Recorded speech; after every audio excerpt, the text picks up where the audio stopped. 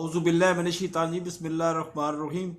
ये 3 दिहाड़े हो गए रौला पाया होया पाकिस्तान दे मीडिया जनाब कि जी 20 ममालक मिल के तफ्तीश की तो साबित हो गया कि शहबाज शरीफ मनी लॉन्ड्रिंग च शामिल नहीं है। बिल्कुल ठीक है, मुमकिन है जी, सब कुछ मुमकिन है।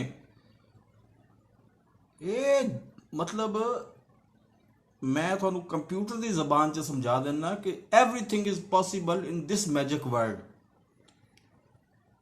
कि ये शहबाज शरीफ एलानिया तौर पर कह रहे हैं कि मैं मनी लॉन्ड्रिंग की भी जे कोई सबूत लिया के विखाओ। सबूत 20 ममालक मिल के भी 200 ममालक मिल के भी सबूत इकट्ठे कर लें तो नहीं कर सकते।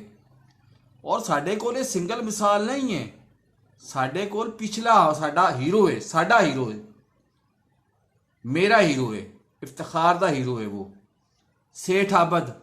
सेठ आबद आलमी तौर पर समगलर सी सोने का, लेकिन उन्हें पाकिस्तान की एटमी टैक्नोलॉजी दे पाकिस्तान को एटमी ताकत बनाने च उन्हें भरपूर मदद की। साडा हीरो है, लेकिन पूरी दुनिया मिल के वो खिलाफ सोने के समगलिंग का केस बना सकी है? नहीं बना सकी। ये साडी फनकारी है, ये साडे हद की सफाई है जिस तो इनकार नहीं कर सकते तुसी साडी। अगर इस जुर्म की स्पैशलिस्टी होंगी ना, एक बंदे के जुर्म नाल अगर पाकिस्तान को नुकसान पहुंच गया तो रौला पाने की लोड़ का दी। ओदी हद की सफाई वेखो कि 20 ममालक मिल के भी उन्होंने बरी कर नहीं सके। लेकिन तुसी ये दसो कि शहबाज शरीफ ने करप्शन की या नहीं की?